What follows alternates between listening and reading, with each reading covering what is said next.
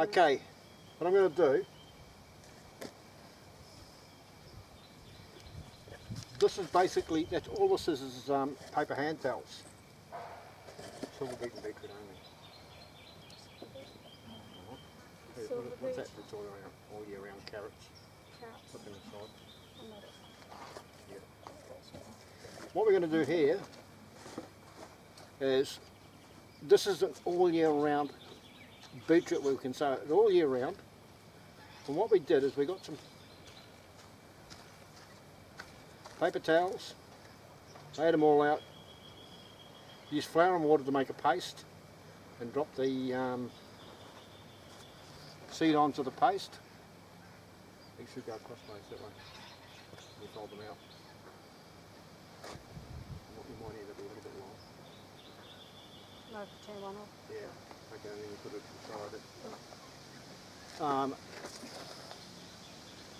What we've done is that we worked on, these were about, by the time we'd finished, about a metre. It looks like we've made, what, 1.2 metres rather than 1 metre.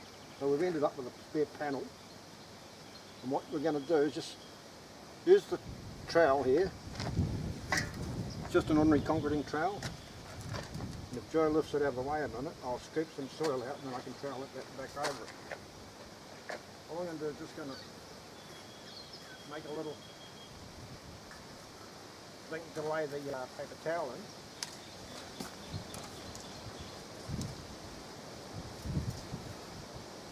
Like that. Like a little well. Put it all to one side. No, I want to do. No, I mean, all the way down. Yeah.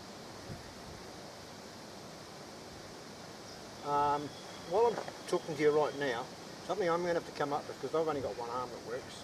You know, I'm not good at on that side. If I got this side of my body is all paralysed. One of the issues that I have is I can only, if I'm doing something with one hand, is like, but I want to show you that you can, I don't care whether you've had, well I do care if you've had a stroke, it's pretty uncomfortable to me that. But if you've got a disability, you can still do a lot of things.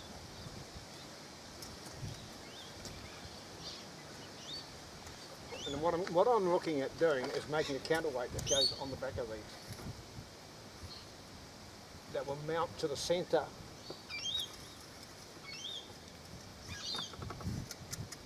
And all I'm doing here is, if I make a counterweight for that will hold that open, just take it over balance. Can you just hold it? You'll have to. Joe's going to have to be my left arm for a bit. No, it won't work. Good work. All I've got to do is make that so it's over balanced. So once it goes open, the weight goes beyond the pivot point, and then it holds it in place. Yeah, that's just for anybody that's got a disability that's where they can't hold the cover open while they're doing it. Like, there's a little bit of breeze there today. You might be able to hear it on the mic, I'm not sure. But anyway, I've got a little panel here, it's still left. So what I'll do is sort of...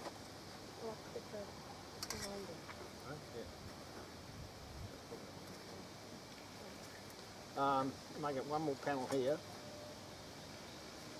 You know what I'll do is that other one's going to be longer. We'll put the silver beet to the back.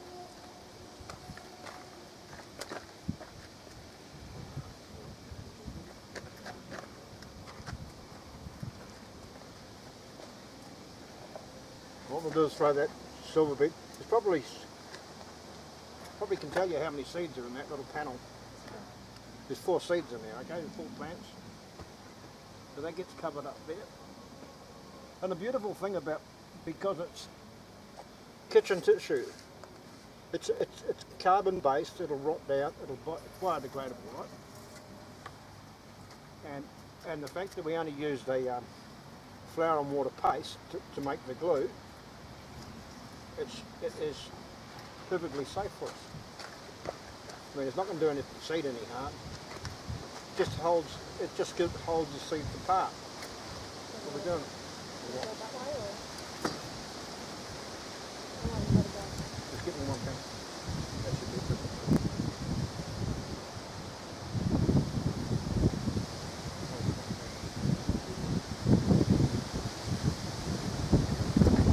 When you can use toilet paper if you wanted to. 5 seeds in there.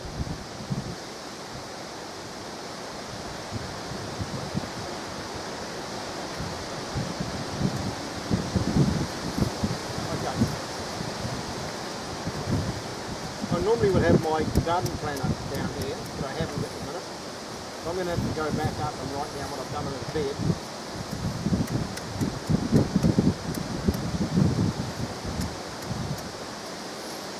Now don't be afraid to pat your seeds down like that, right? I'm not going to hurt. Because of the fact that the potting mix will not go into hard compression.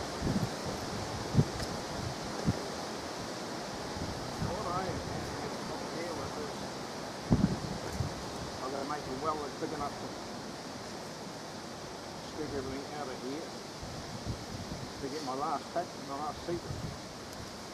When you can stand there and plant every seed individually, if you're into, this is if you're more into germinating in the Vegepod. Most people go and buy their plants.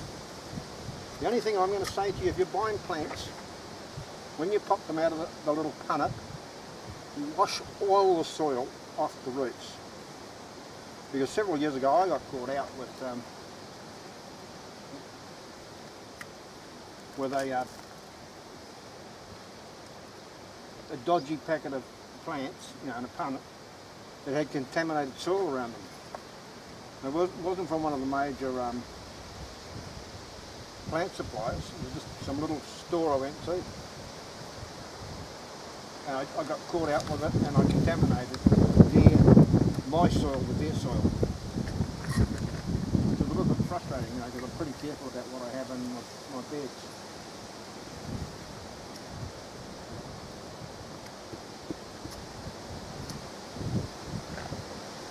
That's how easy it is. We just planted out a bed with. Right. Probably there'd be 10 silver beet plants and probably a dozen beetroot plants in there. That's just using the tape method. If you feel more comfortable using plants, again, as I said, wash the roots carefully out. Just get rid of all the soil off them. Keep them in. But you can actually do this yourself if you don't put that down, I'll even break it. What will happen now is Joe's just going to shoot round the back. I haven't got my irrigation fully sorted yet.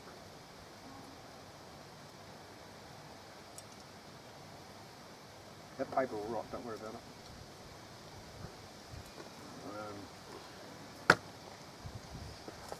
Now the other thing too, I'm going to say something. I've seen a couple of people saying that these don't shut properly. Get your finger in the cups. Just give them a wipe out. Clean it before you do it. What I've noticed that you can easily, after just doing what I just did, you can easily get a little bit of soil caught in the cup. It stops these closing down tight. See, that's tight now. It's so tight it's almost annoying for me because I've got to try and grab it up here somewhere. Can't get my big fat fingers in there. Yeah, that is something that I've noticed. A couple of people saying they're getting gaps in here. Now if you've got gaps sticking out this way, you've put the wrong rods on these long ones. You've put these rods on the side here. There are 2 different length rods in here. I do have a video on the assembly of all this. The only thing I don't have a video on is putting the potting mix in at this point, but we will film another one this weekend, how we do it. like with everything I do, I sort of read the instructions, then modify it. I've never been a person that does. I've got to think about everything I do and say, okay, is this working for me? Is that practical for me? But as far as the concept goes, I've been messing around with the concept for a long, long time. But not having a bed like this, you know, this size. I was able to get close to it with an IBC, but I was having to make false bottoms for them and all. It was a lot of work, and at the end of the day, cost effective, it almost came out the same price as one of these. The time I bought plates, or we made some out of fiberglass. Fiberglass is not cheap to work with. And then I had to stand there and drill tiny little holes in the bottom to create breather holes. You know, if you've noticed, you know when you put your bottom plate in here, right? There's a big hole in the centre of each one. There's also a series of smaller holes. And then you'll find the water never fills right up to the base of that. It leaves, I would imagine, probably 1/4 of an inch of air in there. What happens is the roots on your plants, when they go down there, penetrate those holes, hit that root, that air gap, they'll do a thing called air pruning, and it burns the tips of all the roots off. It hit that air. And the beauty of that, when it burns those tips, the plant thinks, oh, okay, I've got to send out more roots. And we've got to remember, where does the nutrition to a plant come from? Through its roots. If it's burnt some of the tips off, and then it goes and reproduces a whole lot more tips. It's a little bit like you taking the lettuce plant and breaking leaves off at the top. The more lettuce leaves you take off at the top, the more the lettuce produces. So if you can imagine the root system working the same way, it burns those tips. You'll find if you pull a lettuce right out, it's got a lot of root structure on it if you leave it. Because it's, well, not just lettuce, it's any plant that's like a Brassica family, they'll end up with this really massive amount of roots, because as they hit the air gap, this is something you cannot achieve in a normal soil garden. The soil garden does not have an air gap between the top of the water and the plate. You know, the little plate that you set your perlite on. Now the other thing too, what you really understand is that the perlite is really, really important because it aerates the soil. Again, aerated soil is good for root structure. Plants take in carbon dioxide through their foliage. They also take in oxygen through their roots. Taking oxygen as well as all the nutrients. They soak up all the water, which is why before I started, before I put anything in here, the first thing I did, I got a squirt of sea salt and put in every, I stepped back one up, I might point it out, each base. One squirt, it's a concentrate. By doing that, what I was doing is I was putting a seaweed solution or a fish emulsion in there. Fish emulsions are really, really good for your garden. Now I just got back to it was on the wrong side to see the overflow. But anyway, this weekend, because we sort of got a little bit out of whack with it, and I'm going to turn this up a little bit. There we go. Take my sunnies off so you can see me. This weekend we're going to, it's bright out here, very windy. This weekend we're going to, there's one more Vegepod to go in. We've been held up by waiting for a stand for that. We had a slight miscalculation on the stands. It's no big deal, but it'll go in this weekend. Once that goes in, I can put my ring main water supply in. And the thing about a ring main, it comes from the mains water, right? Comes to a T. Water then goes in two different directions. And when it gets to the other end of the ring, the pressure of that, if you try and run 5, say like there's 5 in a row here, I got 10 Vegepods, you'll find the first one's got better pressure than the back one. Otherwise you're going to run along with a hose every time changing all the to do all your watering. But if you put a ring main in, you come to your tee, the water splits, can go in two different directions, gets the other end of the ring, it all comes under pressure, so you have equal pressure no matter where you are on your Vegepods. Very simple. And basically what you do, I'll try and explain it quickly, you create a circle of water right around the outside of it, and every inlet, take a tee off that into your Vegepod. So the pressure's always the same, it's never any different. But I mean, if you've only got one, maybe two, it's not a big deal. You can run around back and forth. I've got 10 and I'm not running back and forth. Walking's difficult enough as it is. And what I want to do is set a timer on it. So at about 9 o'clock in the evening, twice a week you will water for 10 minutes. Irrespective of how much the plants have drank, because we've got all our little overflow holes, so I can't flood a bed. It might appear to be flooded on the surface, but leave it on there. Equilibrium happens, the water goes back down and goes out the overflow holes. So pretty much that's how, if you want to ring main it and get your watering system automated, you can go to most hardware stores and buy an automatic tap timer, and they're pretty easy to get hold of. But just make sure you buy a reputable brand. Don't buy some of those Chinese eBay ones, you know. They really don't last. I've known people to buy them and they'd literally fall apart and lose track of time. The best one I've found so far is an Australian one that Holman sell. I use it for other irrigation.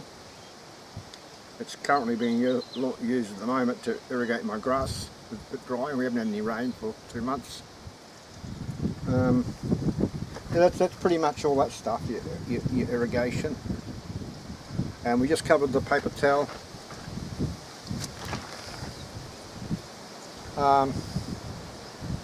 When you're doing your potting mixes, try and get 100 litres in particularly these large ones. Like each one of these large ones holds 450 litres of potting mix. Don't ask me what that is in yards, so I don't deal in old-fashioned stuff. So the Americans need to catch up. We deal in litres, or 0.4 of a cubic metre. That's basically what you're going to put in each Vegepod. But I would put in there, in perlite, I got 450 litres, right? So 25% of what I'm putting in there is perlite.